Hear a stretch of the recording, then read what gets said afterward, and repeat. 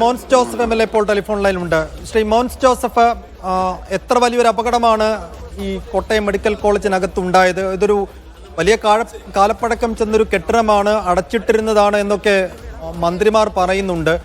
അടച്ചിട്ടിരുന്ന ബിൽഡിങ്ങിനകത്ത് എങ്ങനെ ആളുണ്ടായി എന്നുള്ളതാണ് പ്രധാനപ്പെട്ട ഒരു ചോദ്യം. അപകടത്തെക്കുറിച്ച് താങ്കൾക്ക് ലഭിക്കുന്ന വിവരങ്ങൾ എന്തൊക്കെയാണ്?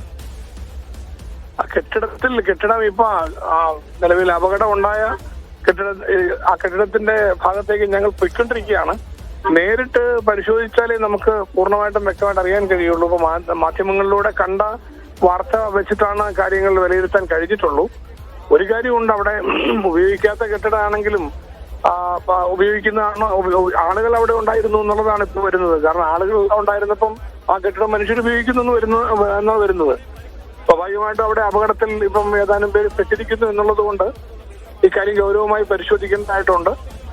എന്തുകൊണ്ട് ഇങ്ങനെ ഒരു അപകടത്തിൽ ഉപയോഗിക്കാത്ത കെട്ടിടമാണെങ്കിൽ ഇത് പണ്ടേ പൊളിച്ചു കളഞ്ഞാൽ മതിയല്ലോ. മെഡിക്കൽ കോളേജ് പോലുള്ള ഒരു സ്ഥലത്ത് എന്തിനാണ് പിന്നെ നിർത്തിക്കൊണ്ടിരുന്നത് നമുക്കറിയത്തില്ല. അതിനേക്കാൾ ഉപരിയായിട്ട് ആളുകൾ ഇത് ഉപയോഗിക്കുന്നുണ്ടായിരുന്നു എന്നാണ് ഇപ്പൊ ഇത് മനസ്സിലാക്കുന്നത്.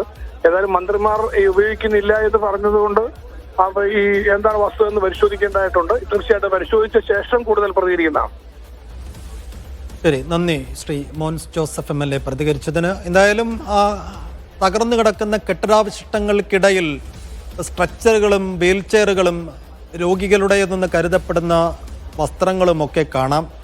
ഉപേക്ഷിച്ച കെട്ടിടമായിരുന്നുവെങ്കിൽ എങ്ങനെയാണ് ഇത്തരം വസ്തുക്കളൊക്കെ അതിനകത്ത് ഉണ്ടായത് എന്നുള്ളത് ഒരു പ്രധാനപ്പെട്ട ചോദ്യം. ഒപ്പം ഈ പരിക്കേറ്റ ആളുകളൊക്കെ ആ ബിൽഡിങ്ങിനകത്ത് തന്നെ ഉണ്ടായിരുന്നവരാണ് എന്ന് ദൃക്സാക്ഷികൾ തന്നെ നേരത്തെ പറയുന്നത് കണ്ടു.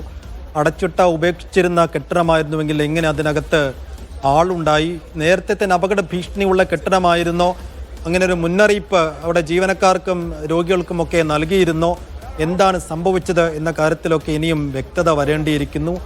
എന്തായാലും ആ ബിൽഡിങ്ങിനകത്ത് നിന്നുള്ള ദൃശ്യങ്ങൾ കൂടി ഇപ്പോൾ മീഡിയ വൺ സ്ക്രീനിൽ കാണാം. അതിൻ്റെ മേൽക്കൂരയൊക്കെ പൊളിഞ്ഞ് മേൽക്കൂരയുടെ സ്ലാബൊക്കെ വിണ്ടുകീറിയതും അതിൻ്റെ സ്ലാബുകളൊക്കെ അടർന്ന് വീണ ദൃശ്യങ്ങൾ ഇപ്പോൾ കാണാവുന്നതേ ഉള്ളൂ.